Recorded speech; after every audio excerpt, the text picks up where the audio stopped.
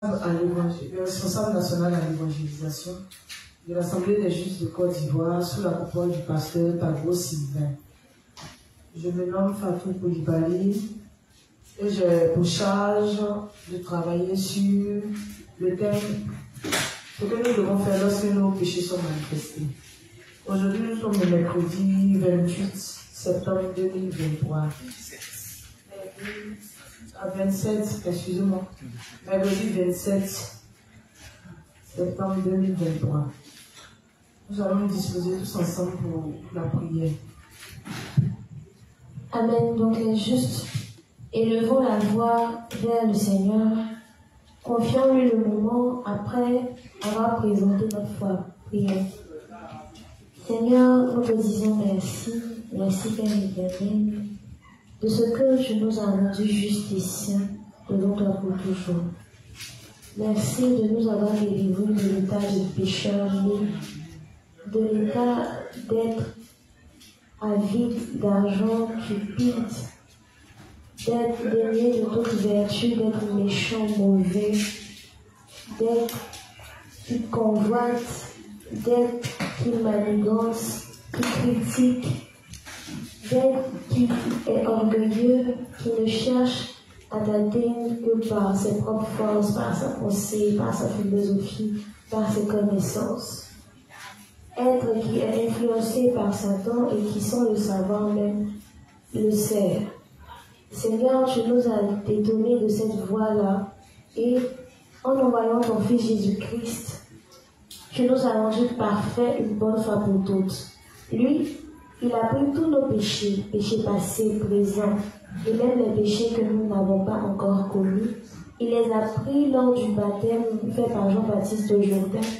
Il a payé notre rançon en versant son sang à la croix, une fois pour toutes, en nous lavant et en détruisant ce corps de péché. Puis, après sa mort, il est ressuscité des morts, puis est monté, ce qui marque notre nouvelle naissance. Il nous a laissé notre partie de toi, qui est le Saint-Esprit. Nous croyons fermement en ta sainte Trinité et nous croyons en ta justice. Merci Père de ce que tu nous as rendus justes, saints et sans péché devant toi pour toujours par la foi, au nom de Jésus-Christ. Amen. Seigneur, nous te confions ce temps d'enseignement. Merci de ce que tu as pressé les pas de ceux qui sont en route. Merci pour ta servante. Merci de ce que tu as éloigné d'elle la fatigue, les maux, les malaises. Merci de ce que tu as parlé toi-même au travers d'elle, que tu l'as vivifiée et que tu l'as fortifiée. Merci Seigneur pour la disposition du cœur de tout un chacun à recevoir ta parole en fonction de notre niveau de foi. Et merci de nous avoir exaucés. Au nom de Jésus-Christ, ton Fils, nous avons tous prié. Amen. Amen. On va commencer l'enseignement par le résumé des deux principes sur lesquels nous avons travaillé hier. Et les deux principes étaient tirés du livre 51. Donc, le premier principe était tiré du livre 153, paragraphe 3, jusqu'à la page 154, paragraphe 1. Et le principe était, si quelqu'un parmi vous devait croire en Jésus comme le Sauveur, sans même savoir correctement comment le Seigneur a enlevé et effacé nos péchés, et comment il a reçu le jugement sévère, alors cette personne doit réaliser qu'elle a une fausse foi. Le deuxième principe sur lequel nous avons travaillé a été tiré du même livre 51, page 154, paragraphe 2, 3, 4, jusqu'à la page 155, paragraphe 1. Et le principe nous disait comme cela que les faux prophètes seront chassés loin de Dieu. Donc, je suis sûr qui peut essayer de nous résumer un peu ce qu'on a dit des deux principes hier soir.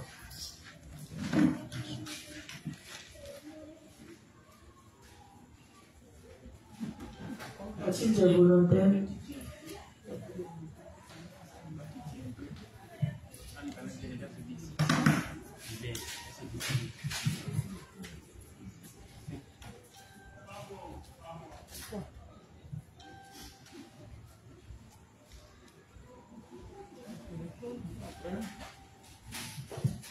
Il n'y a pas de volontaire? S'il n'y a pas de volontaire, juste dit, s'il te plaît.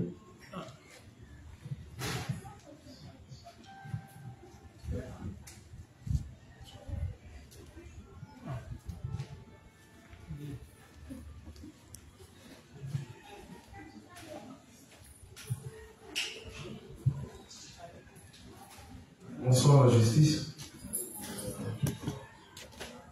Bon, je vais relire ce que j'ai écrit depuis hier. Alors, le tout premier principe est tiré du livre 51, comme la mère vient de le dire. Et ce que j'ai eu à noter, qui croit en Jésus-Christ sans savoir comment Jésus-Christ l'est justifié de ses péchés, c'est avoir une foi pleine. Donc, beaucoup pensent croire en Jésus-Christ sans savoir comment il les a sauvés. Ils ne savent même pas ce que c'est que la nouvelle naissance d'eau et d'esprit. Ils ne professent que le nom de Jésus-Christ, alors que cela est insuffisant pour naître de nouveau. Car aucun effort émanant de nous n'est capable de nous faire devenir enfants de Dieu. Seule la vérité de l'évangile de l'eau et de l'esprit nous a franchis. En écoutant l'évangile de l'eau et de l'esprit avec nos oreilles, nous devons croire en toute sincérité avec notre cœur. Bon, c'est ce que j'ai noté du premier principe. Amen. Amen. Merci beaucoup. Qui d'autre? Qui peut porter volontaire?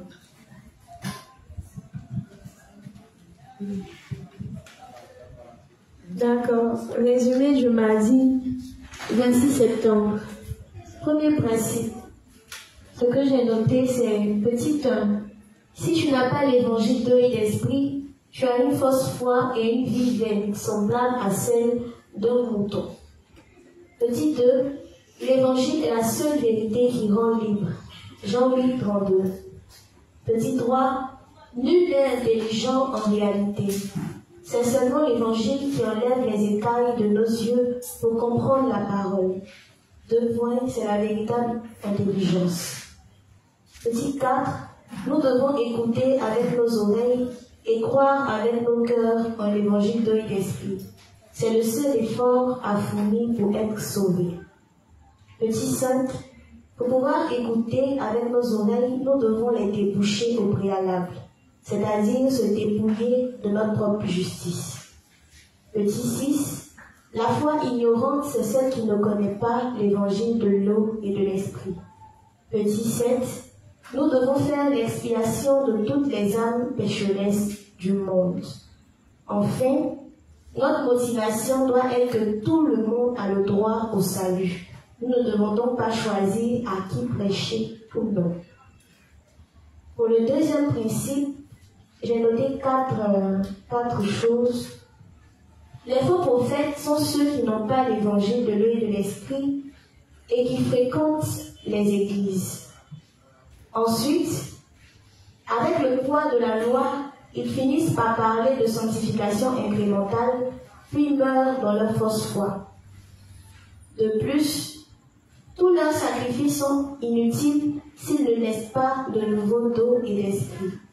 Et enfin, le Seigneur ne reconnaît pas les pécheurs comme son peuple, même s'ils croient en lui à leur façon. Matthieu 7, versets 21 à 23. Amen. Ouais. Merci la justice. Nous avons résumé point par point les 2 principes. Donc nous allons continuer aujourd'hui avec un nouveau livre, le livre 62, page 233, paragraphe 3, paragraphe 2, 3, c'est en version électronique, hein, jusqu'à la page 234, paragraphe 1. Livre 62, page 233, paragraphe 2, 3, jusqu'à la page 234, paragraphe 1. Il n'y a pas de titre. Ok. Nous devons nous demander si notre cœur est vraiment joyeux de servir le Seigneur. Je reprends. Nous devons nous demander si notre cœur est vraiment joyeux de servir l'œuvre du Seigneur. En ce moment, vous et moi vivons en faisant confiance à l'évangile de l'eau et de l'esprit, et si cela est vrai, alors nous sommes tous plus que qualifiés pour devenir des travailleurs de Dieu. Le Seigneur nous aime tous, mais la question est, l'aimons-nous vraiment aussi? Accomplissons-nous vraiment l'œuvre du Seigneur dans la joie par notre foi en la justice de Dieu? Nous devons réfléchir en profondeur à ces questions. Même si nous avons reçu la rémission des péchés, nous avons encore de nombreux défauts. Et ces défauts sont révélés plus clairement lorsque nous ne parvenons pas à unir notre cœur au Seigneur. Quand alors ne parvenons-nous pas à être unis au Seigneur? Cela se produit lorsque nous commençons à aimer les choses du monde plus que le Seigneur. Même si le Seigneur nous a aimés avec sa justice, il y a des moments où nous ne répondons pas à son amour. C'est parce que nous conservons encore notre chair et que nous sommes enclins à la suivre. Pourquoi suivons-nous alors notre chair, alors qu'il est clair pour nous que le Seigneur est notre Dieu indispensable? Pourquoi notre cœur manque-t-il de loyauté alors que le Seigneur nous a sauvés de tous les péchés du monde et a fait de nous ses propres enfants? Pourquoi nos cœurs ne brûlent-ils pas l'amour de notre Seigneur? Ou pire encore, pourquoi sont-ils froids comme des cendres brûlées? C'est parce qu'il y a trop de choses du monde qui remplissent votre cœur et votre pensée. Si nous ne sommes pas passionnés par le Seigneur, c'est parce que dans notre cœur, nous aimons autre chose que la justice du Seigneur. Cela peut arriver même si en réalité, il n'y a rien d'autre qui soit digne de notre amour que la justice du Seigneur. Pourtant, sans même que nous nous en rendions compte, beaucoup de choses du monde peuvent se faufiler dans nos cœurs et se planter fermement. Le désir de la gloire mondaine peut se loger dans nos cœurs très facilement, car les plaisirs de ce monde peuvent également se faufiler. Cependant, la seule chose qui peut captiver nos cœurs jusqu'à la fin est l'évangile de l'eau et de l'esprit. Ainsi, lorsque les choses du monde entrent dans nos cœurs et que nous ne parvenons pas à vivre pour la justice du Seigneur, alors la justice de Dieu ne durera que peu de temps. Amen. Amen. Nous devons nous demander si notre cœur est vraiment joyeux de servir l'œuvre du Seigneur. En ce moment, vous et moi vivons en faisant confiance à l'évangile de l'eau et de l'esprit. Et si cela est vrai, alors nous sommes tous plus que qualifiés pour devenir les travailleurs de Dieu. Le Seigneur nous aime tous, mais la question est, l'aimons-nous vraiment aussi? Accomplissons-nous vraiment l'œuvre du Seigneur dans la joie par notre foi en la justice de Dieu? Amen. Le révérend nous demande chaque jour de nous poser ces deux questions. La première question à se poser, c'est aimons-nous vraiment le Seigneur? C'est la première question que tu dois se poser chaque jour de sa vie. Est-ce qu'on aime vraiment le Seigneur? Aimer vraiment le Seigneur, c'est quoi? Est-ce que nous avons notre cœur qui est uni à Dieu? Est-ce que nous avons notre cœur qui est uni au projet de l'Église? Est-ce que nous voulons voir les âmes pécheresses naître de nouveau d'eau et d'esprit? Est-ce que nous vivons en essayant de mettre en place des stratégies pour pouvoir gagner le maximum d'âmes? Est-ce que nous vivons notre vie chaque jour pour la gloire de Dieu? Ou bien nous vivons notre vie pour plaire à notre chair? Ce sont des questions qu'on doit se poser. Il y a l'autre question aussi qui est importante. Accomplissons-nous l'œuvre du Seigneur dans la joie, par notre foi en sa justice. Est-ce qu'on est toujours joyeux qu'on fait l'œuvre de Dieu? Peu importe ce par quoi nous passons. Est-ce que quand on est dans les problèmes, on est heureux même de faire l'œuvre de Dieu? Parce que si on ne se demande pas, si on est heureux de faire l'œuvre du Seigneur, c'est qu'il y a un problème. Parce que Dieu ne doit pas être Dieu pour nous lorsque ça va bien chez nous. Ce n'est pas en ce moment-là qu'on doit être en train même à faire l'œuvre de Dieu. Mais Dieu doit être Dieu pour nous en tout temps. C'est-à-dire qu'on soit dans l'abondance, qu'on soit dans la disette. On doit être heureux de servir Dieu. Parce que ce qui doit être notre source de joie quotidienne, ça doit être le fait de servir Dieu. Ou la grâce qu'il nous a faite. Ça doit être toujours heureux de le servir. Donc un juste ne peut pas être dans l'église de Dieu. Et puis il sera triste. Ou bien un juste ne doit pas être triste. Quand il est en train de faire l'œuvre de Dieu, c'est pas bon. Si un juste se sent comme ça, qu'il confesse cela à Dieu. Parce que ça ne vient pas de Dieu. Donc un juste ne peut pas être, c'est-à-dire triste, quand on lui demande de faire des corvées dans la maison de Dieu. Ou bien quand le dévancier l'envoie pour aller voir des âmes, rendre visite à des âmes, il ne doit pas se sentir mal. Il n'y a pas plus grande joie que d'être en communion avec les saints. Donc on doit être heureux chaque jour de notre vie en accomplissant l'œuvre de Dieu. Quand on est en train de lire, on doit être heureux. Quand on est en train de prier, il faut que ce soit avec la joie. Le révérend même dit dans l'un de ses livres que la prière ne doit pas être, comment on appelle ça, pas un fardeau, il n'a pas dit le fardeau, il dit la prière ne doit pas être un devoir. Du genre, quand tu es là, tu n'as pas envie, mais comme on dit de prier la nuit, au moins 3 fois par jour, bon, il fait nuit et il doit dormir, bon, il faut qu'il prie, c'est un devoir, bon, j'ai pas envie, mais il fait quand même. On dit que ça doit être une nécessité. Le juge doit avoir toujours la nécessité, il doit avoir toujours envie de parler à Dieu. Parce que Dieu aime qu'on lui parle. Si notre Père aime qu'on lui parle, on doit toujours avoir envie de lui parler. Et il est heureux qu'on lui parle. On lui parle pour tout lui dire. On lui parle pour se confier à lui. On lui parle pour lui demander conseil. On lui parle aussi pour lui présenter la nature de notre cœur. On lui parle pour dire ce qui ne va pas dans notre vie. Un juste qui ne parle pas à Dieu, c'est juste qui a fini par s'éloigner de Dieu. On dit le tel du parfait dans le tabernacle ne doit jamais faire défaut.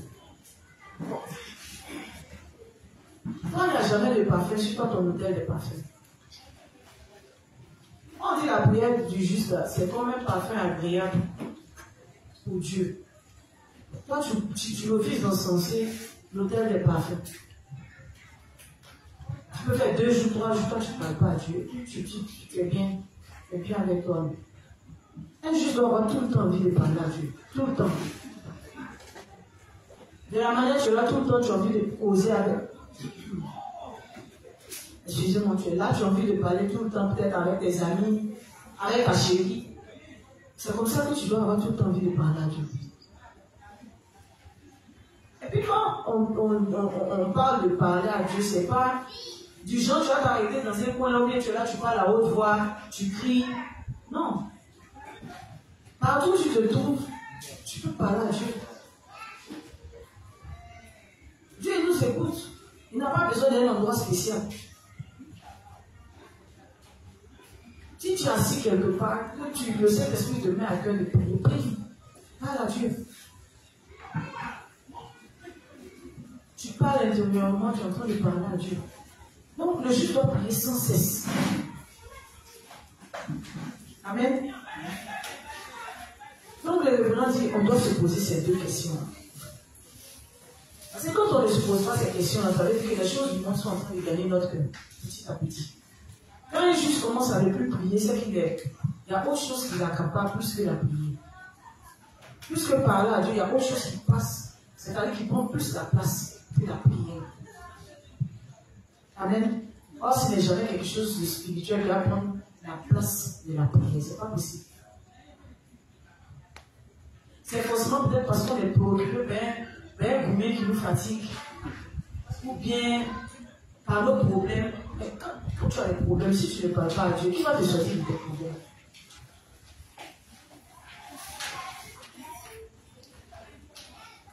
Amen. On doit tout le temps avoir envie de parler à Dieu. On doit être heureux de faire l'œuvre de Dieu. On ne doit pas attendre seulement quand on est, comment on appelle ça, on est bien dans sa peau, ou bien quand on est heureux qu'on doit faire l'œuvre de Dieu. On doit faire l'œuvre de Dieu sans cesse. Et puis on doit être content de faire l'œuvre de Dieu.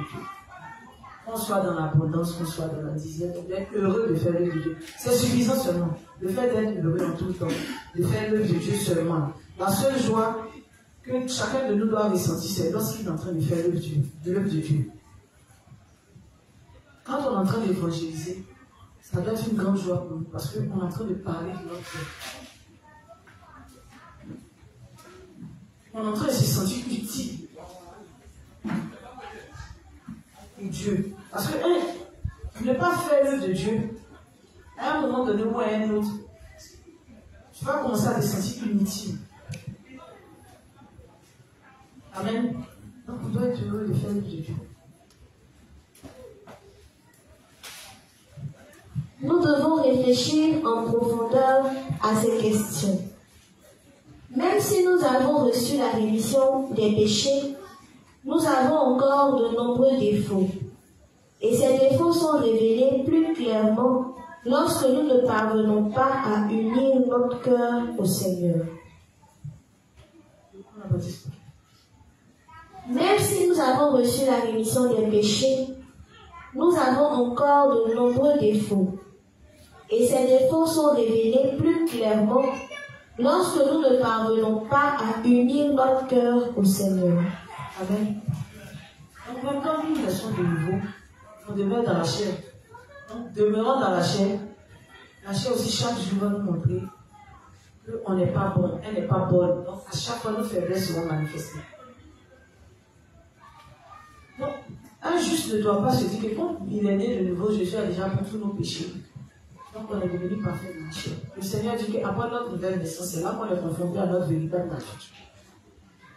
Parce que quand on était au légalisme, souvent on se disait qu'on était bon par un droit. Il y a certaines choses qu'on ne faisait pas. On se disait même qu'on était devenu pieux. Voilà. Pour ceux qui fréquentaient certaines églises où les gens étaient stricts sur le règlement, sur la loi. Quand ils viennent de là-bas, ils ont une manière de se comporter qui est, disons, pas commune, quoi. Ils se disent que non, ils ne font pas les choses, de mauvaises choses. Ils frisent même la perfection. Voilà. Donc, quand tu nais de nouveau, quand tu connais véritablement Dieu, Dieu te fait passer par ton troisième jour. Parce que si Dieu ne te fait pas passer par ton troisième jour, tu ne vas pas croire en sa parole entièrement. Donc, Dieu doit nous montrer quand on est de nouveau qu'on est mauvais. Et il doit nous montrer ça dans tous les sens du terme. Parce que si Dieu ne le fait pas, on n'aura pas foi en sa parole. Et Dieu le fait pour qu'on apprécie encore plus sa grâce. Amen. Amen. Donc c'est quand on est de nouveau là, quand on connaît véritablement notre nature. C'est quand, si je peux dire ainsi, c'est quand on est de nouveau, quand on voit à quel point on est mauvais. Amen. Sinon, avant la nouvelle naissance, même souvent quand on causait entre nous, on se disait qu'on était gentil. On se disait qu'on était aimant, on aimait partager, on n'était pas envieux. Mais quand on est de nouveau, c'est la justice qui nous montre qu'il n'y a rien de bon en nous. Amen. Et quand Dieu le permet, on doit l'accepter.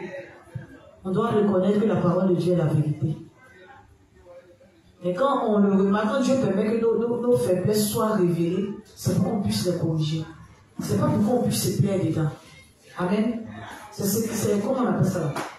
C'est ce qu'il ne faut pas faire par erreur. Quand Dieu permet que nos faiblesses sont révélées, c'est pas pour qu'on se plaise dedans. Donc il n'y a pas quelqu'un qui va dire qu'il se plaît dans quelque chose que Dieu n'aime pas. Et puis il va venir s'asseoir pour dire, moi c'est mon comme ça. C'est ton comme ça là. Quand Dieu permet que ça sorte, c'est pas que ton comme ça là n'est pas bon. C'est pas être comme ça, là, Dieu n'aime pas. Si Dieu n'aime pas, qui il révèle, c'est pour que tu corriges. Maintenant, il sait que tu n'as pas la capacité, donc il te dit quoi? Je veux seulement que tu reconnaisses que tu es comme ça. Mais que tu te souviennes que ça, là, j'ai déjà effacé. Lorsque je suis venu sur la terre, j'ai déjà effacé ça par l'eau de mon baptême, j'ai payé le prix par mon sang qui a coulé sur la croix. Et maintenant, vu que ça, là, ça peut t'empêcher de peut-être être en bonne communion avec tes frères et soeurs dans l'église, ou bien de gagner même des âmes pour moi. Donc, demande-moi la force de renoncer à ça. Je vais te donner cette force-là. Parce qu'on confesse pour que Dieu puisse nous aider à nous en sortir. Quand on ne confesse pas, c'est pas bon. Ça nous éloigne de Dieu. Amen. Amen. Quand alors ne parvenons-nous pas à être unis au Seigneur? Cela se produit lorsque nous commençons à aimer les choses du monde plus que le Seigneur. Amen. Je dis, lorsqu'on n'arrive plus à s'unir à Dieu, c'est parce que notre cœur est dirigé sur autre chose que sur lui. Amen. Dieu dit, on ne peut pas suivre deux maîtres. Soit on va aimer un, et puis on va aller l'autre. Dieu n'est pas un homme pour mentir. S'il le dit, c'est parce que c'est la vérité. Tu ne peux pas dire que tu as eu un bon travail que tu aimes. Et puis tu aimes en même temps Dieu. Tu te consacres à ton travail et puis tu te consacres pleinement à Dieu. Forcément, entre les deux là, il y a un à qui tu vas te consacrer pleinement qu'à l'autre. Soit tu vas te consacrer plus à, comment on appelle ça là, à ton travail, plus qu'à l'œuvre de Dieu.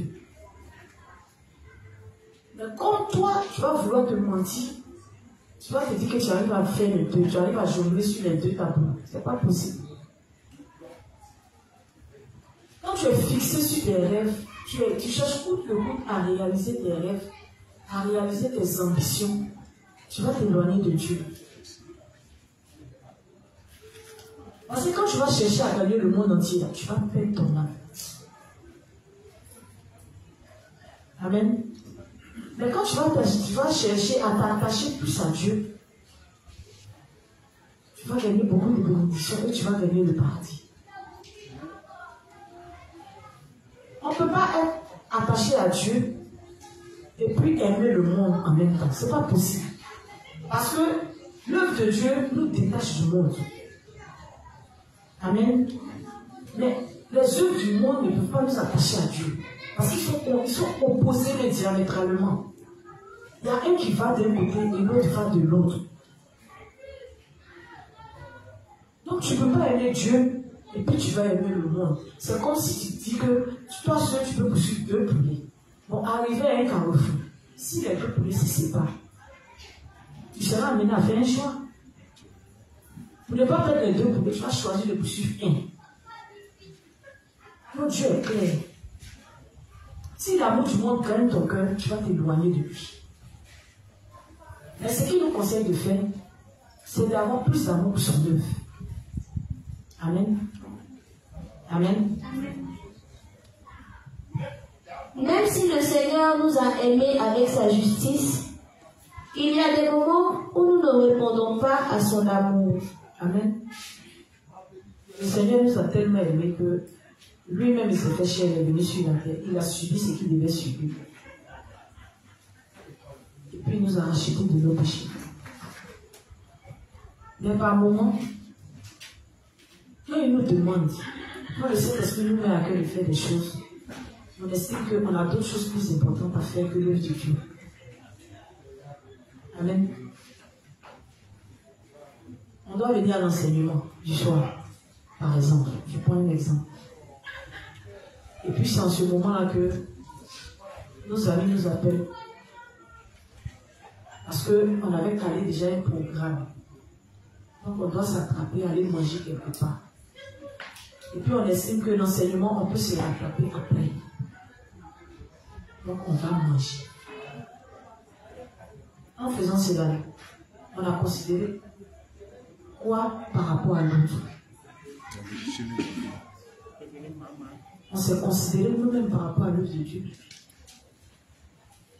À un moment, le Saint-Esprit nous met à cœur de lire. Et puis on décide d'aller sur Internet. On va aller se promener sur Facebook, sur TikTok. On va aller s'affairer inutilement.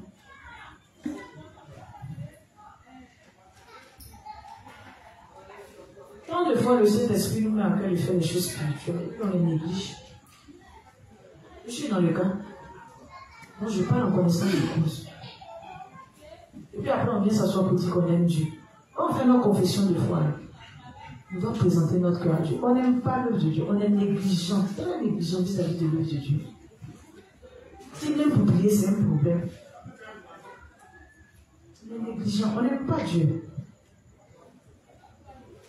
Amen. Et quand tu dis que tu aimes quelqu'un, c'est lui qui est. Tu aimes quelqu'un, mais quelque chose, il devient ta priorité. Et quand il passe en second plan dans ta vie, toi-même, il faut t'asseoir. Il ne faut pas te voiler la face. Il faut reconnaître que tu n'aimes pas vraiment. Tu penses que tu l'aimes, mais tu n'aimes pas vraiment. Dieu ne doit jamais passer en second plan dans notre vie. Jamais. Dieu ne doit jamais passer avant nos projets personnels. Amen. Il ne doit jamais passer avant nos rêves de gloire. Tu veux être comme tu veux. Toi, tu veux être. Comment on appelle ça? Tu veux connaître la gloire dans ce monde-là. On dit le maître de ce monde, le prince de ce monde-là, c'est qui? C'est le diable. Si tu veux qu'on te glorifie dans ce monde-là, tu vas faire allégeance à Satan. Amen. Amen.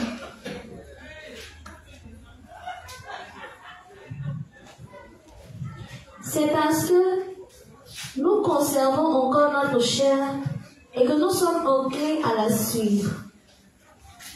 Pourquoi suivons-nous alors notre chair alors qu'il est clair pour nous que le Seigneur est notre Dieu indispensable? Pourquoi notre cœur manque-t-il de loyauté alors que le Seigneur nous a sauvés de tous les péchés du monde et a fait de nous ses propres enfants? Pourquoi nos cœurs ne brûlent-ils pas pour l'amour de notre Seigneur? Ou pire encore, pourquoi sont-ils froids comme des cendres brûlées? C'est parce qu'il y a trop de choses du monde qui remplissent votre cœur et votre pensée. Amen. Donc le révérend dit, voilà ça. On se rend des rêves, puis voilà les questions qu'on doit se poser. Pourquoi est-ce que je dois me trouver dans la maison de Dieu?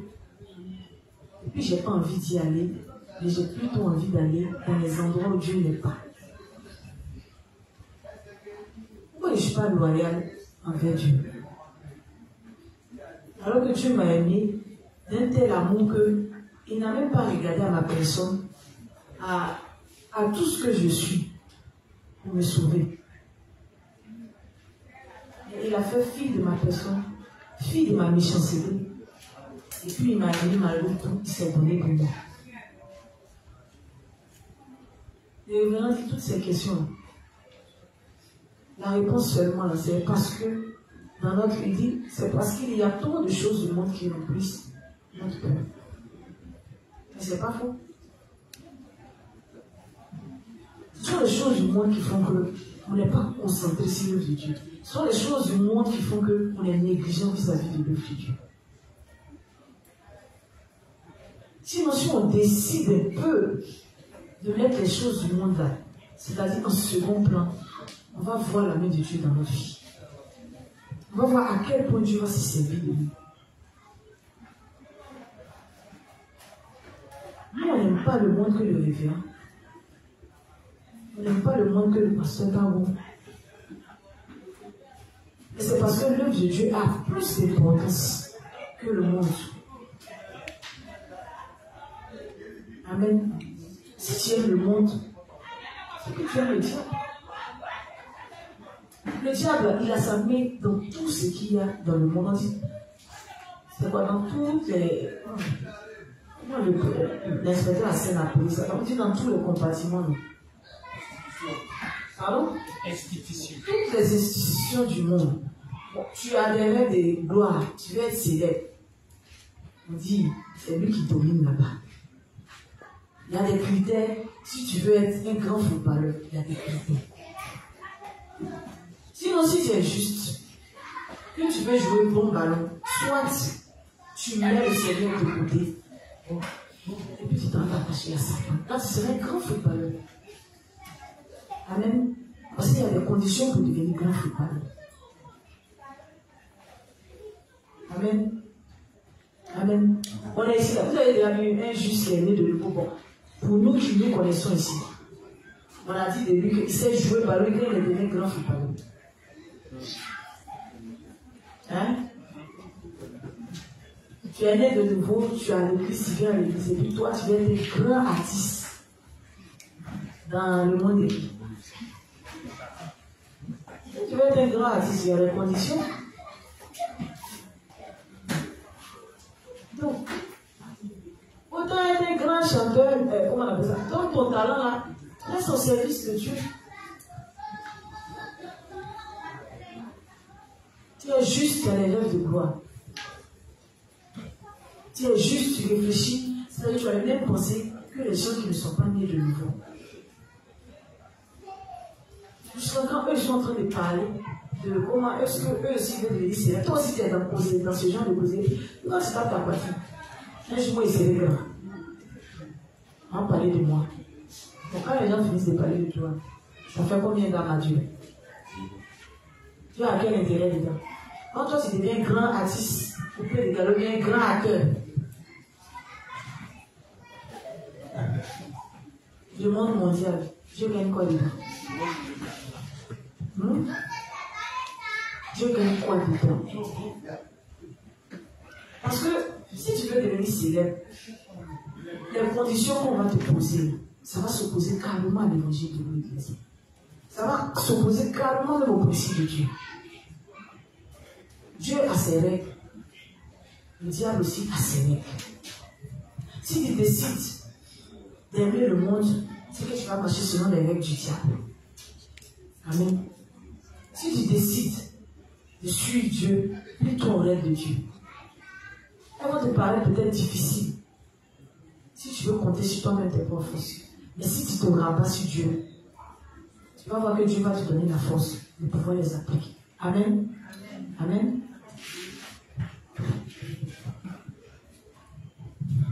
Si nous ne sommes pas passionnés par le Seigneur, c'est parce que dans notre cœur, nous aimons autre chose que la justice du Seigneur. Amen. C'est ce que je dis. Si tu n'es pas passionné par le Seigneur, c'est qu'il y a autre chose que tu aimes. Amen. Donc si tu es juste, que Dieu doit se servir de toi, ce par quoi tu es passionné, Dieu va t'enlever ça. Parce que Dieu ne peut jamais prendre la deuxième place. Dieu est un Dieu jamais. Yes. Il a le relégué au second plan. Par rapport à quoi? Il ne prend jamais la deuxième place dans la vie d'un juste. Jamais. Si Dieu commence à prendre la deuxième place dans ta vie, c'est que tu es en train d'équiper l'église. Tu es en train de t'éloigner de Dieu sans t'en rendre compte. Amen. Amen. Cela peut arriver, même si, en réalité, il n'y a rien d'autre qui soit digne de notre amour que la justice du Seigneur. Pourtant, sans même que nous nous en rendions compte, beaucoup de choses du monde peuvent se faufiler dans nos cœurs et se planter fermement. Amen.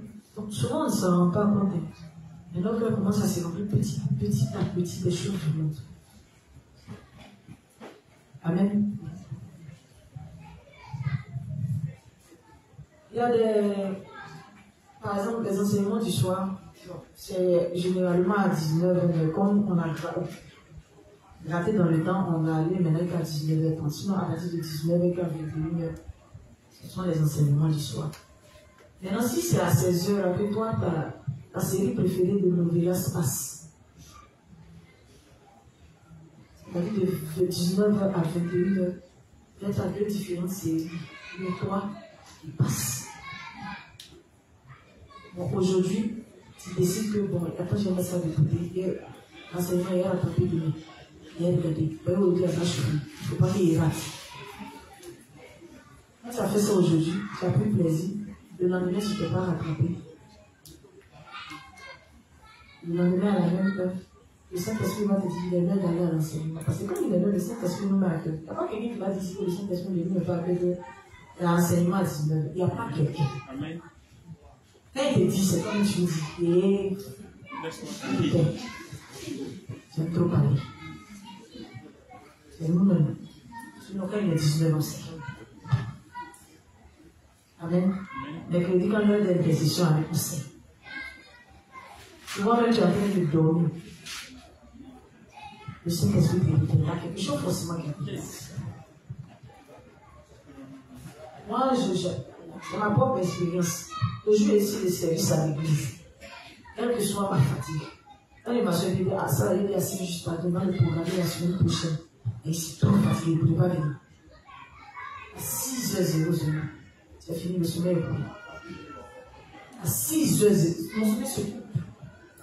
Peu importe, j'ai essayé de me concentrer, ça se coupe, il ne peut pas. À 2 reprises. Amen. Donc le Saint-Esprit va te mettre à cœur. Et c'est toi qui vas étouffer la voix du Saint-Esprit. Donc quand ton heure de l'obéissance va arriver, quand tu as fait ça aujourd'hui, demain encore tu auras la force de ne pas venir à l'église. Tu vas faire ça encore demain. Petit à petit, sans t'en rendre compte, tu vas commencer à prendre plaisir à ça. Et tout ça là, tu ne vas pas aller confesser ça devant Dieu.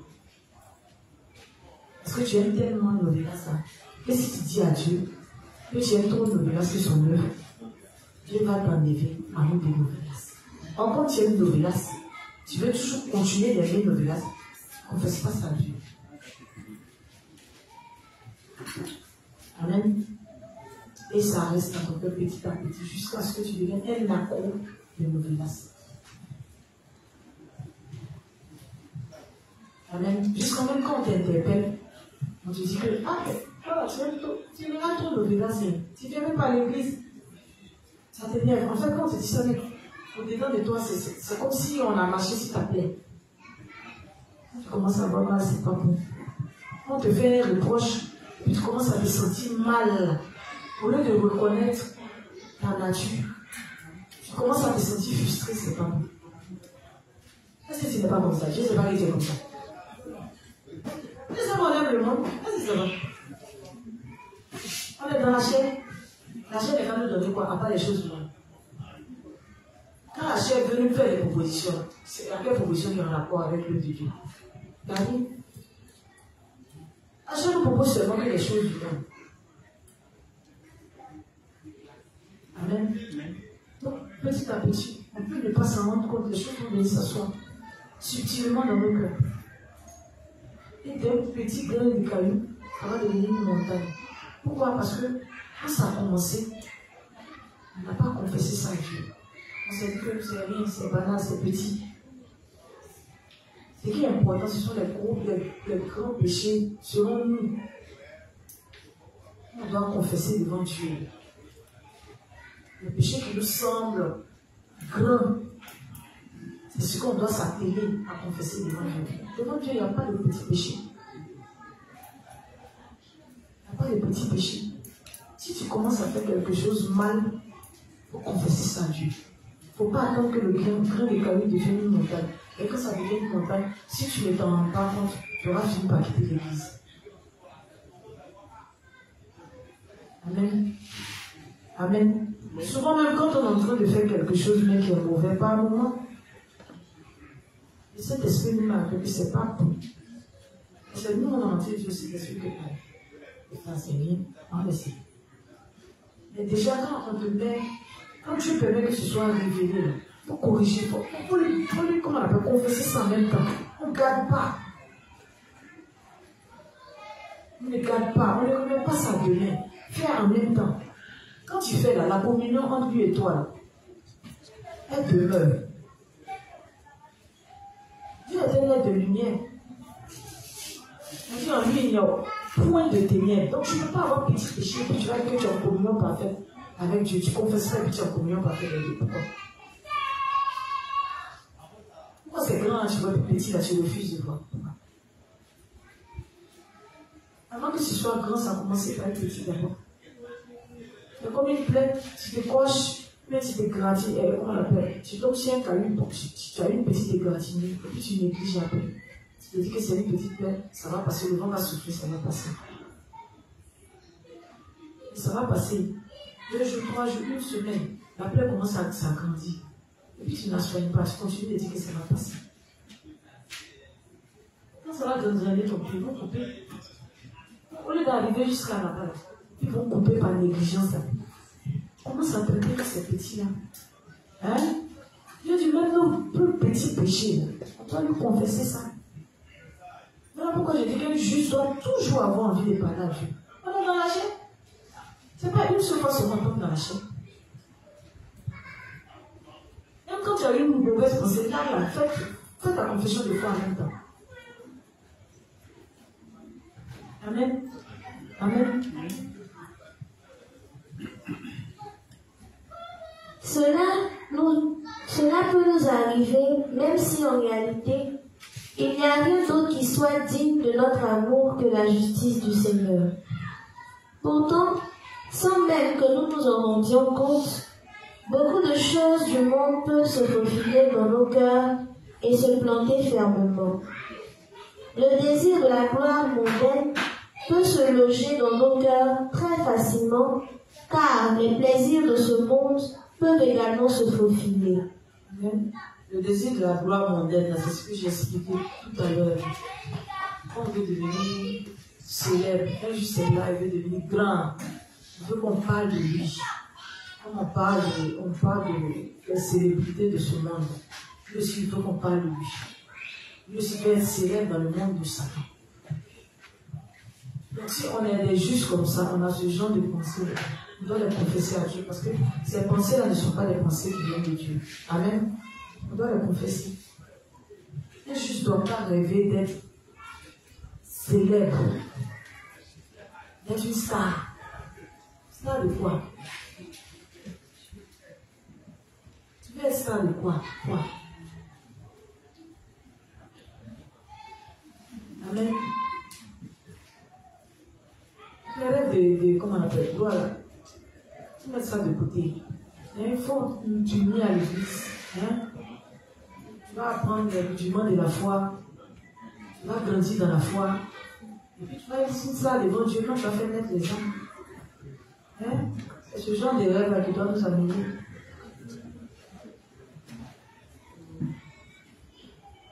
Si le monde ne nous voit pas, que Dieu nous voit, c'est le plus important. Qui bénit? C'est Dieu qui bénit. C'est pourquoi on veut toujours chercher à plaire aux hommes. Tu cherches à plaire aux hommes, c'est loin de Dieu. Tu es pas amoureux devant Dieu. Mieux vaut que les gens te rejettent même parce que toi tu es ton Dieu. Plutôt qu'on t'aime et puis toi ton Dieu ne sera pas content de toi. Les gens vont t'aider, vont t'adjuger, vont parler de toi. Et puis Dieu n'est pas content de toi. Et puis tu vas te sentir comme à la fin là. Qui on va aller trouver devant nous là? C'est Dieu. Nous, les rêves de gloire là, laissons ça aux gens du monde, hein, qui ne cherchent pas Dieu là. Laissons-leur ça. Ça c'est pour eux, c'est pas pour nous. Amen. Ça se trouve pas, ça ne doit pas être le rêve des justes. Vous laissez, on va parler de toi dans le quartier, vous dites que lui là, c'est un juste, c'est la muse là, l'évangile là. Il va te prêcher, il ne s'amuse pas. C'est bon. Tu veux être comme qui?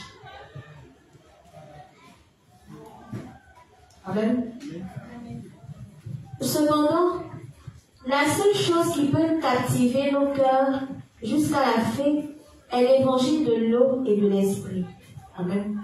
C'est tout. Il doit être fier, c'est tout ce qui doit faire sa joie. C'est faire seulement l'œuvre de Dieu. Amen. C'est tout. Tout ce que nous faisons, nous devons le faire pour la gloire de Dieu. Donc quand on est unis à l'église, on doit être content. Quand on prie, on doit être content. Ça ne doit pas être une corvée. Je suis juste comme on dit dimanche, on doit venir avec dimanche est arrivé encore. C'est là que tu comptes les jours. Dimanche. Notre programme à l'église, c'est fâché jusqu'à... Je suis le seul. Pourquoi c'est moi seul en est? C'est parce qu'on aime ta façon. Dieu aime ta façon de balayer. C'est toujours c'est ton programme. On te programme pour venir balayer dans la maison de Dieu. Toi, tu ne peux pas dire amen. Si tu connais bénédiction, il y a dans balayer. Mais c'est l'œuvre de Dieu qu'ils sont en train de faire. Toujours c'est moi mon programme. C'est juste ça, mais il va voir moi. Quand je veux partir, c'est que je veux mettre dans ses eaux. C'est moi, c'est ici dans l'église. Hein? Si c'est comme ça, tu fais parler beaucoup, c'est juste ça. Mais quand le programme, c'est fâché. Alors, il faut confesser à Dieu, c'est pas bon. Amen. On doit être heureux de faire l'œuvre de Dieu. Amen. On doit ressentir de la joie quand on vient balayer. C'est vrai, les autres sont plus d'hommes. Ton sommeil s'est coupé à 6 heures. Sois content. Dis amen à Dieu. Amen.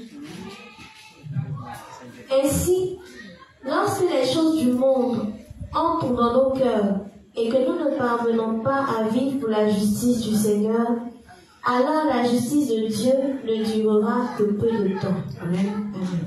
Amen.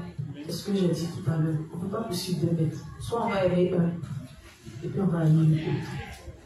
Donc, si les choses du monde commencent à prendre de grandes places, de grandes proportions même dans nos cœurs, on va s'éloigner de l'œuvre de Dieu. Amen. Donc, ce qui doit prendre plus de place dans nos cœurs, ça doit être l'œuvre de Dieu. Donc, on doit se réexaminer sans cesse. Pour voir si on n'aime pas trop le monde que l'œuvre de Dieu. On doit se réexaminer sans cesse pour voir nos cœurs balancent plus sur quoi. Si ça balance plus sur les choses du monde, on demande à Dieu de nous donner la force de renoncer à ça. Parce que l'amour du monde, là, Dieu ne gagne rien dedans. On ne le fait pas pour la gloire de Dieu. Amen. Amen. Donc on doit se réexaminer sans cesse. On doit confesser sans cesse nos péchés, nos faiblesses, nos limites, nos mauvaises pensées à Dieu. On ne doit pas minimiser nos péchés. On ne doit pas se dire qu'il y a des péchés qui sont petitement pour ça, on n'a pas besoin de confesser. Parce que Dieu a déjà pris tous nos péchés, non, ça là, il a déjà pris. Si tu leur as dit ça, alors que Dieu a dit que même si on va venir confirmer, on va venir reconnaître qu'il les a déjà emportés, c'est lui-même qui a dit d'ouvrir nos bouches encore, de les confesser. Donc s'il le dit, c'est parce qu'il y a une raison à cela. Amen. Il a déjà emporté lui. Dans la foi en cela, amen. Mais il dit, il faut confesser. Lorsque ça se manifeste, ça se révèle, il faut confesser.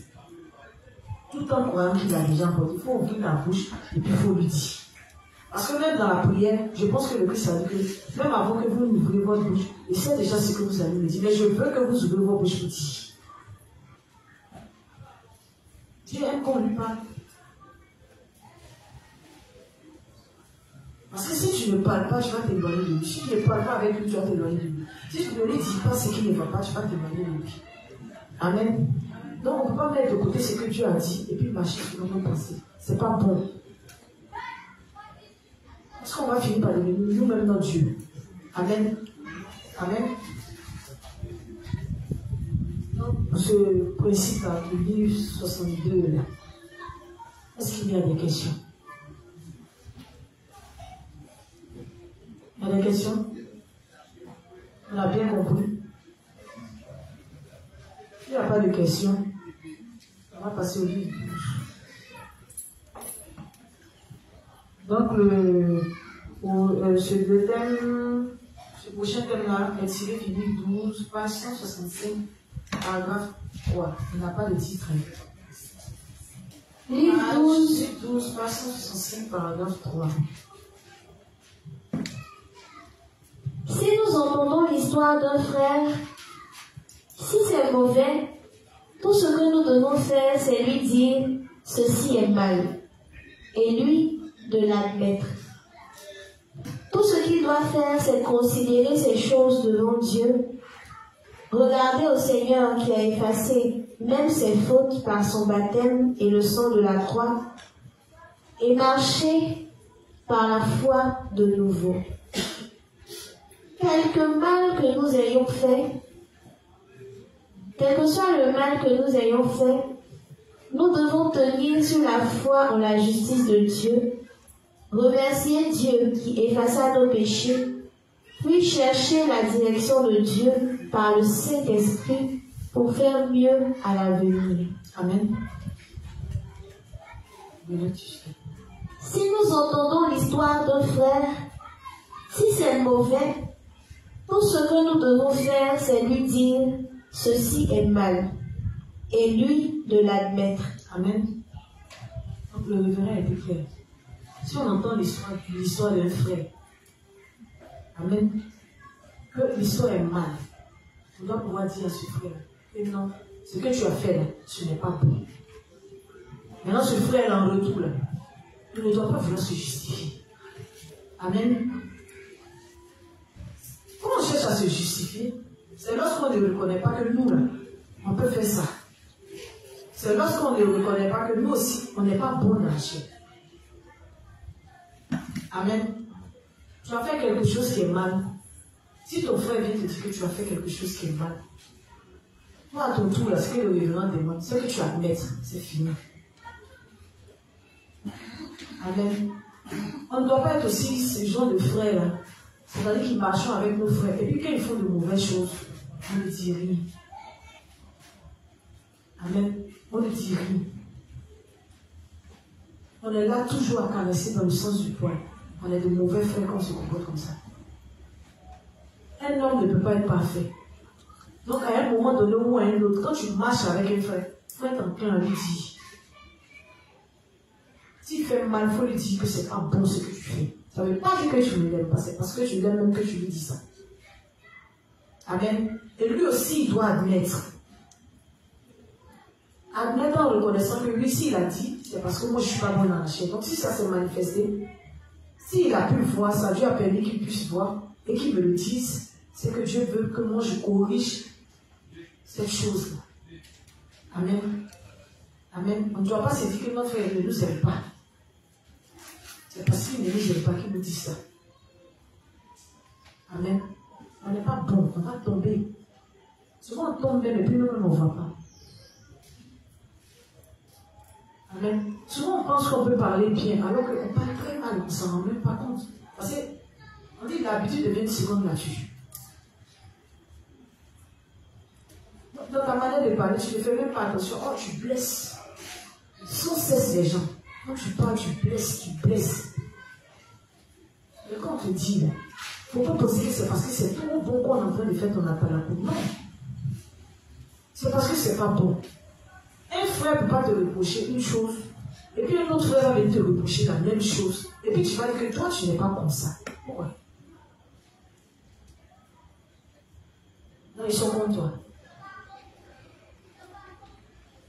Quand on veut faire des reproches, on doit apprendre à admettre. On doit apprendre, c'est pas facile. Parce que quand on est orgueilleux, on n'aime pas reconnaître nos torts. Je le dis parce que moi, je suis comme ça, j'aime pas avoir tort. Amen. Je n'aime pas avoir tort. Non, ne pensez pas que quand on vient faire les enseignements ici, c'est parce que nous-mêmes, on n'est pas fait dans la chair jusqu'à non. Si chacun pouvait voir ce que chacun était réellement. Je pense que nous tous, on allait être tolérants les uns envers les autres. Parce qu'il y a des choses qu'on ne montre pas. On essaie de cacher. Et tu as beau cacher, un jour ça sort. Parce que quand Dieu n'aime pas, ça va sortir. Dieu doit t'utiliser, il te raffine. Donc quand il te raffine, c'est toutes tes imperfections, il doit se débarrasser de ça. Parce que s'il ne se débarrasse pas de ça, il ne pourra pas t'utiliser. Amen. Donc on n'est pas parfait. Hein? On n'est pas bon. Désormais, on n'est qu'à comprendre que dans notre chair, on n'est pas bon. Mais ce n'est pas parce qu'on comprend ça qu'on doit se dire que on doit se plaire dedans et dire qu'on n'est pas bon. Mais on n'est pas bon. Dieu ne sait qu'on est bon. Non. Non. Non, non. Ce n'est pas la bonne manière de faire. Dieu dit non, c'est pas bon. On doit lui confesser ça. Avoir la foi que oui, non, c'est pas bon. Il a déjà effacé. Mais qu'on ait en nous-mêmes la volonté de vouloir changer. de vouloir faire un avec les principes de sa parole, c'est-à-dire être des modèles de foi. Amen. Donc, si ce n'est pas important, le révérend ne va pas en parler, il ne va pas regarder comme le document est gros. Et puis il nous explique quand nos péchés sont manifestés, ce qu'on doit faire. Et puis il cesse de nous dire depuis on n'est pas bon. Et puis toi tu vas finir, tu vas t'arrêter dehors. Quand on va te dire que tu as fait quelque chose qui n'est pas bon, tu as dit c'est pas toi. Pourquoi? On n'est pas bon. On doit apprendre à admettre ça. On n'est pas bon.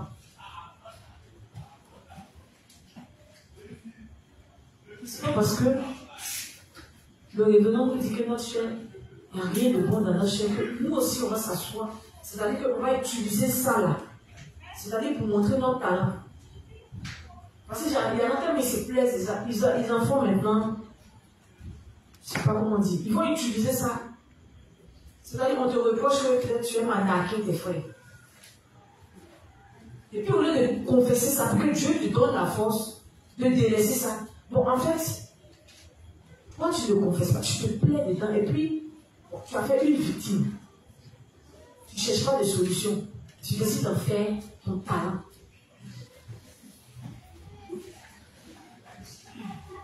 Je me fais comprendre. Tu décides d'en faire ton talent. Mais pourquoi? Ton projet là, c'est quoi? Est-ce que quand tu fais de ça un talent, Dieu a sa gloire d'état? On dit que tu es trop nerveux. Toi, on ne te parle pas. Quand on te parle en même temps, tu vas dans tous les sens. Mais à cause de ça, là, tu peux être en foi avec tes frères. Tes frères peuvent te fuir. Il n'est pas que tu les blesses. Il n'est pas que tu t'en prennes à eux pour rien.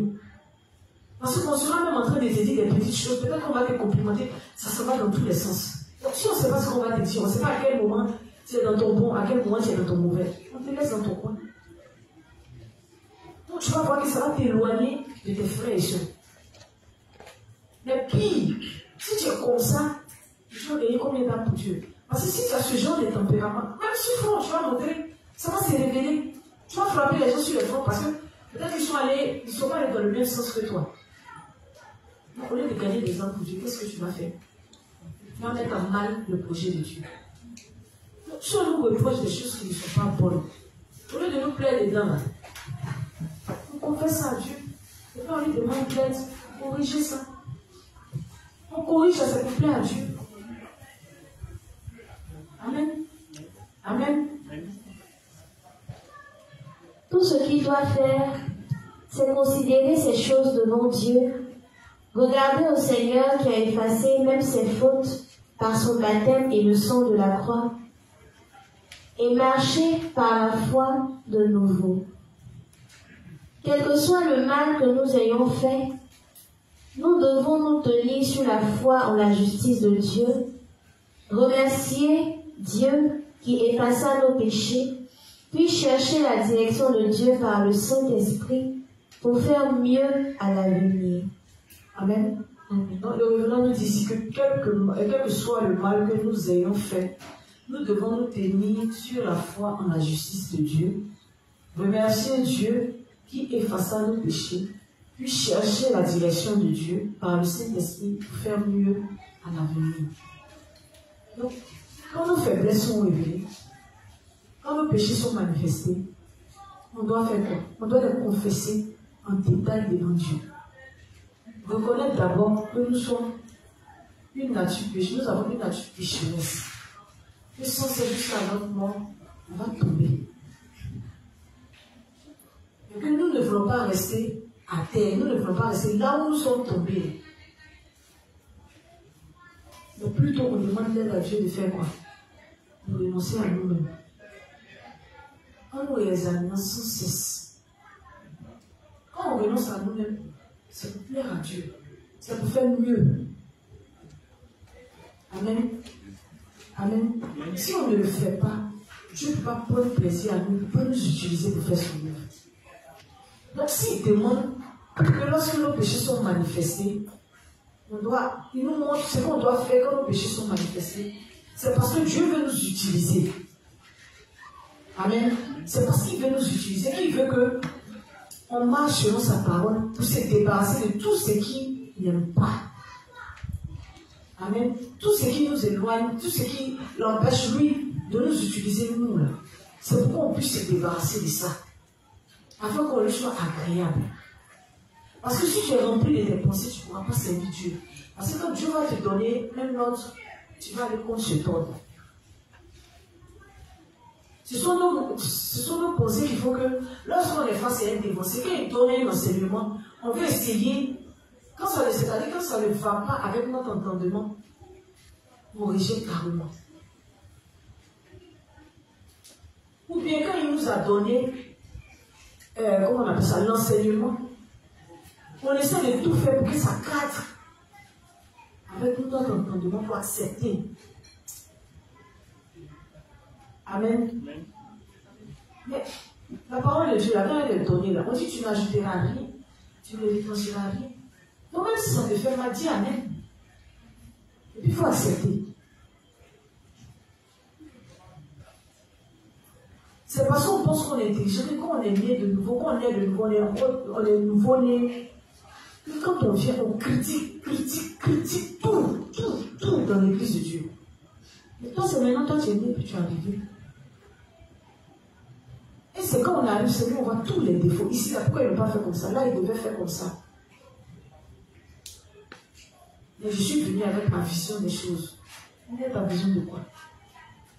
Avant de venir avec ta vision des choses, même quand on part d'abord, il faut te faire former. On va voir si tu auras toujours ta vision des choses d'après. Amen. Amen. Mettons de côté nos pensées.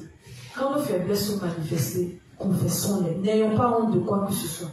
Dieu sait qui nous sommes. Il sait tout ce que nous commettons chaque jour. On ne peut rien lui cacher.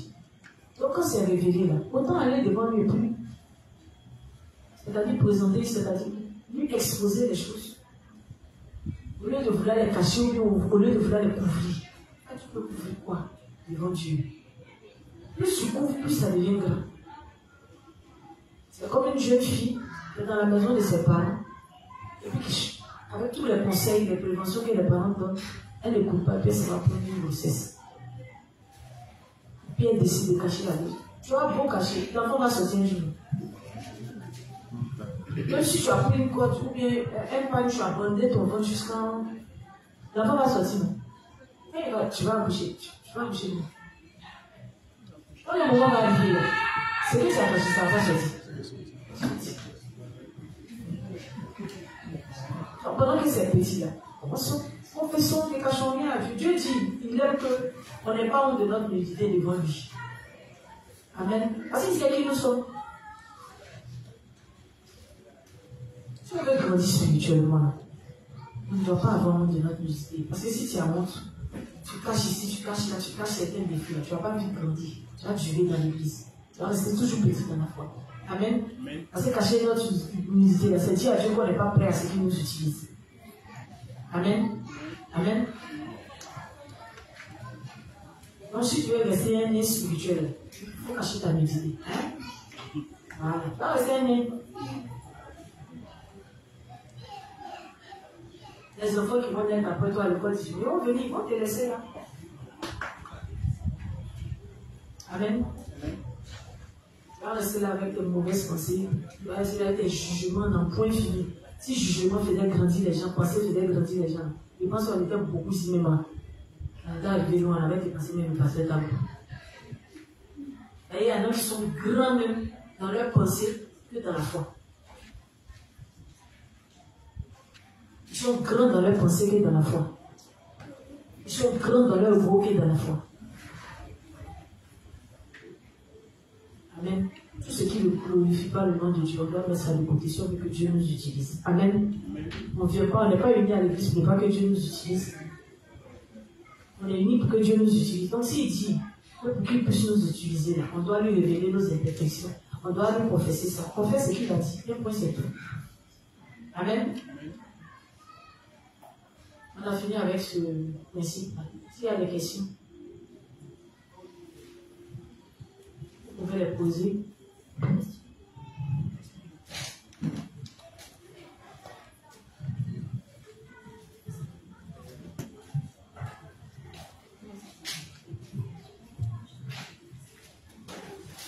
Bon, pasteur, ma question est que, vu qu'on a lu le principe, et il est dit que c'est dans le cas où un frère voit les reproches, un frère juste voit les reproches de son frère se manifester, les faiblesses autant, et puis il lui dit que bon, ce que tu as fait n'est pas bon, le frère doit admettre, et puis faire son expiation, faire sa confession, confesser ça à Dieu, afin que cela ne puisse plus se manifester.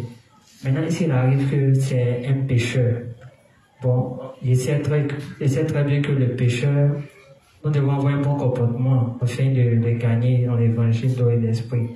Maintenant, s'il arrive dans l'échange, chaque fois que vous échangez la parole de Dieu et il est hypocrite, il sait que tu as raison, mais il n'admet pas.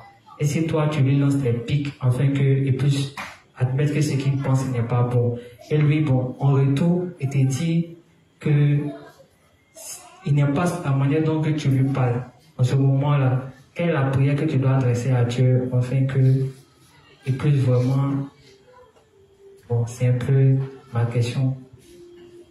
Toi-même d'abord, avant d'adresser ta prière, tu dis que le fait de le piquer ne lui plaît pas, alors que toi, tu cherches à faire quoi? Tu le piques pour faire quoi? Pour qu'il ouvre un peu les yeux sur les échanges que vous avez sans cesse. S'il dit qu'il n'aime pas, et tu arrêtes, au lieu que vous en arriviez à autre chose, parce que s'il commence à te dire que je n'aime pas, à la fin, là, il peut te surprendre, c'est-à-dire ça peut arriver dans la bagarre ou bien il peut te gifler. Parce qu'on dit que quand on prêche l'évangile aux pécheurs, là, on dit les démons en eux, là, on dit ils font quoi? Ils s'agitent. Tu comprends? Donc, si son démon s'agite, qu'un jour il te gifle dedans parce qu'il t'a prévenu une fois, deux fois, trois fois, tu vas lui en vouloir, mais tu vas pas lui en vouloir. D'autant plus qu'il t'a prévenu. Non, bon, je dirais que c'est une faiblesse, c'est manifesté. C'est quoi? La faiblesse.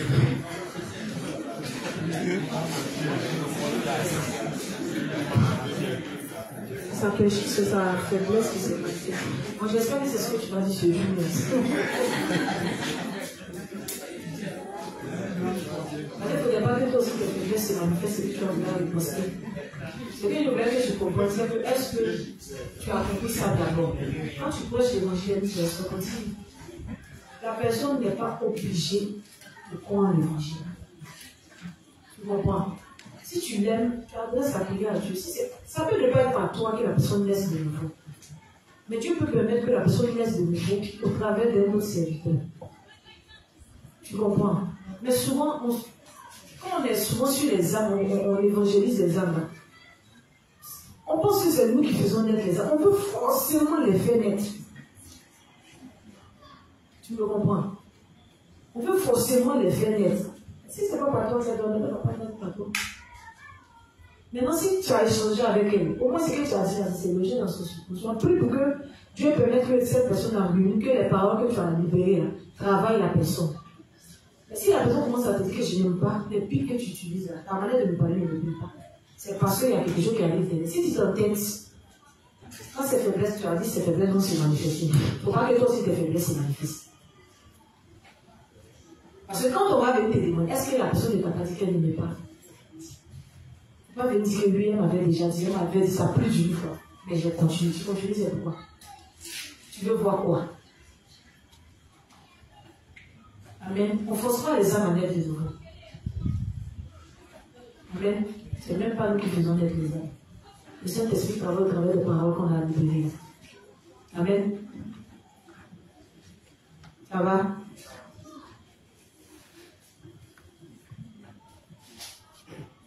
Y a-t-il une autre question?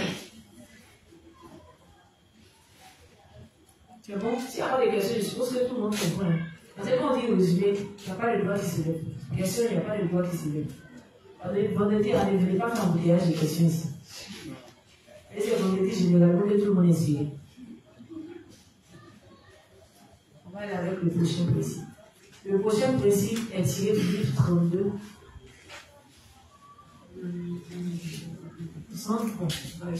Livre 32, page 182, paragraphe 3. Livre 32, page 182, paragraphe 3.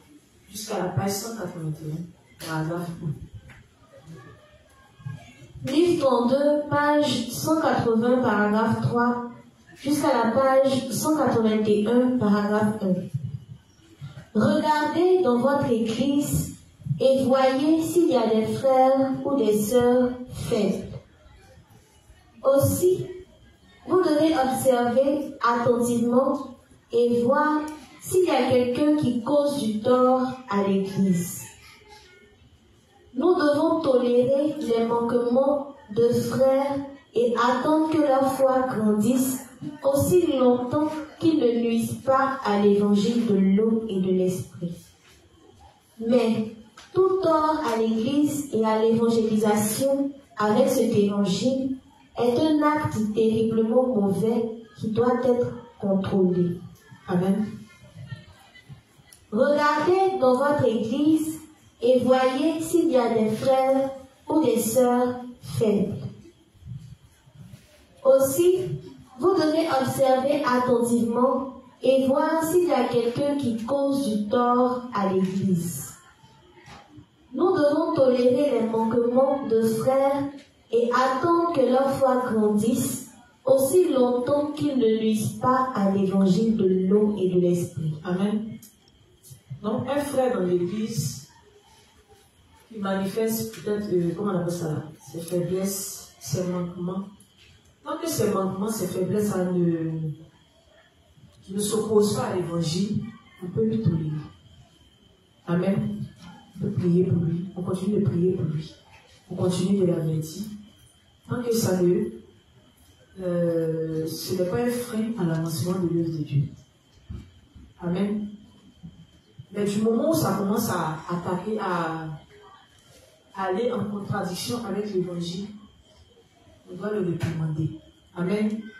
On doit le reprendre, comment on appelle ça là? On doit le reprendre fortement. Puis même, on peut le chasser même de l'église. Amen. Amen.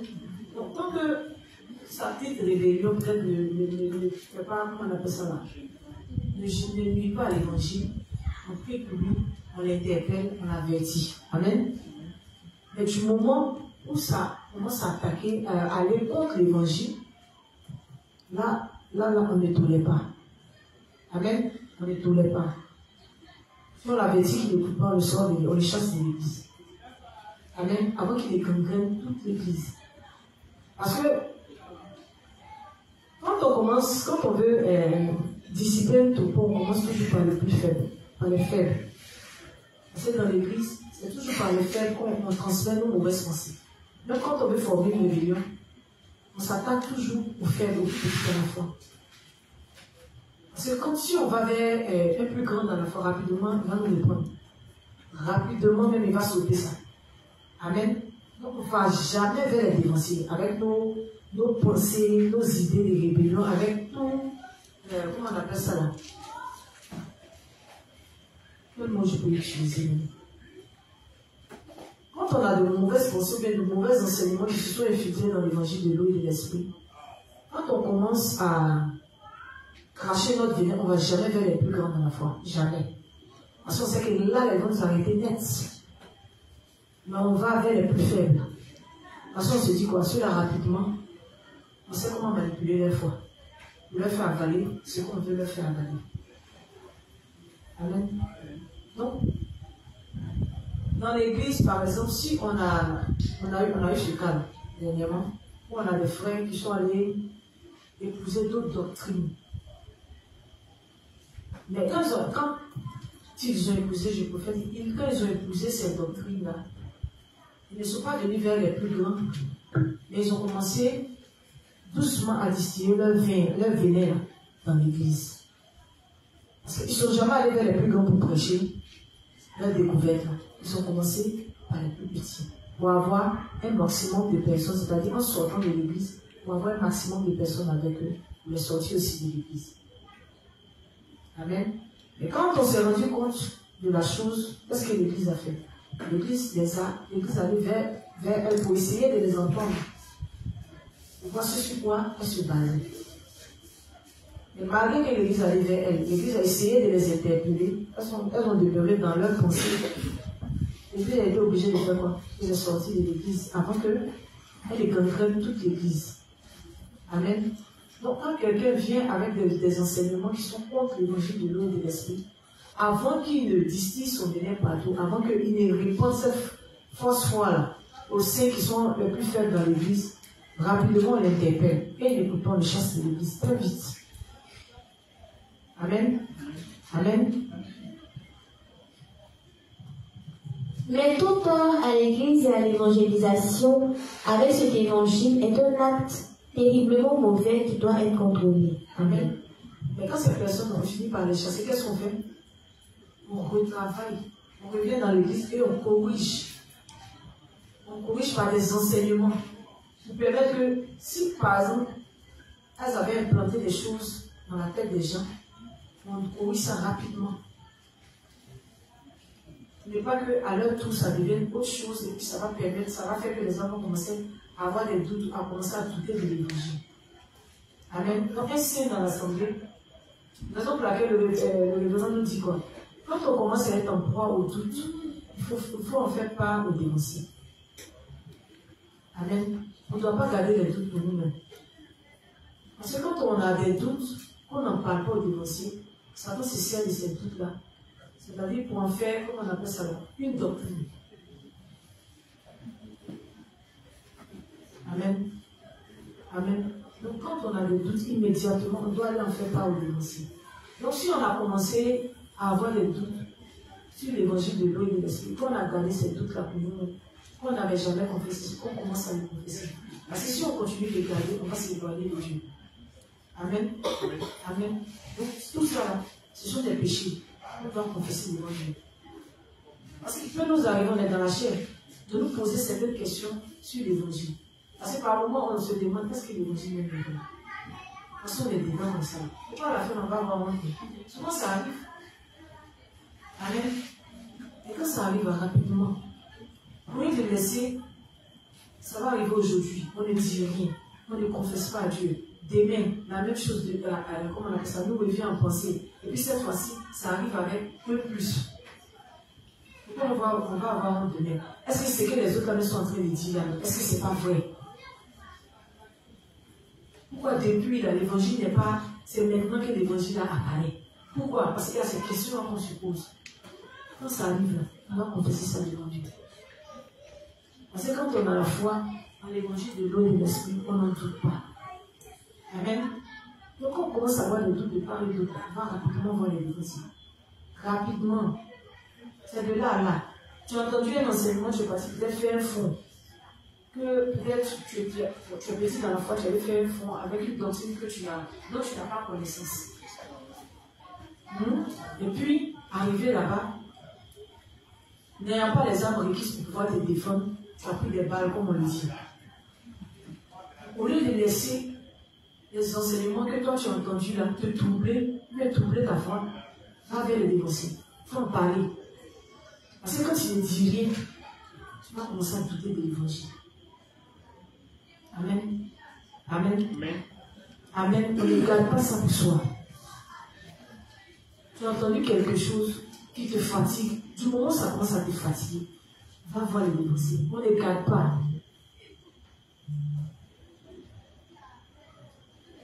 Amen. Parce que le révérend nous préconise. Même quand on arrive voir les dénoncer, on doit venir devant Dieu et puis on doit confesser. Oui, Seigneur, on a eu à douter de ta parole.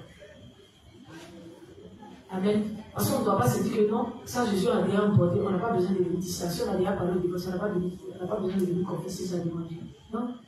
Donc quand tu as fini de parler de ça au dénoncé, même s'il t'a donné, comment on appelle ça là, il t'a exhorté, il t'a donné les enseignements qui ont fait que, comment on appelle ça là, les doutes ont été dissipés, viens confesser à Dieu. Seigneur, à un moment donné ou à un autre, j'ai eu des doutes vis-à-vis de ta parole. Voilà, et je suis dans une chair qui doute. Je reconnais que tu as pris tous ces péchés. Mais Seigneur, merci de me permettre de me les aller sans cesse au regard de ta parole. Merci de me donner la force de renoncer sans cesse à moi.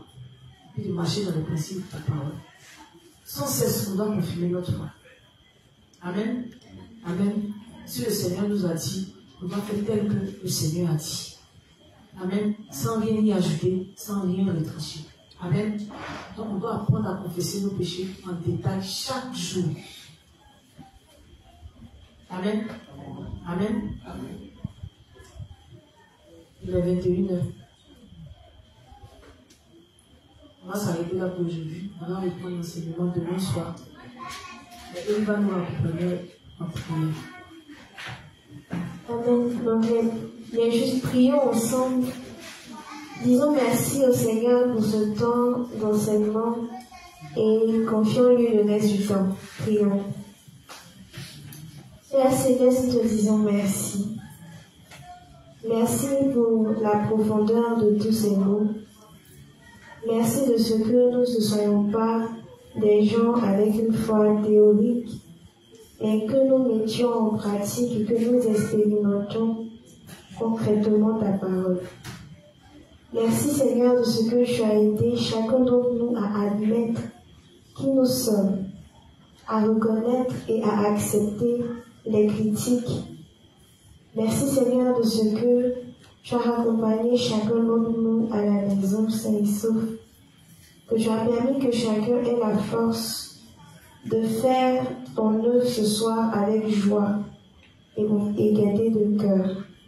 Merci Seigneur de ce que tu as permis que nos cœurs soient fidèles et unis tout le reste de la semaine. C'est au nom de ton Fils Jésus-Christ que nous avons prié. Amen.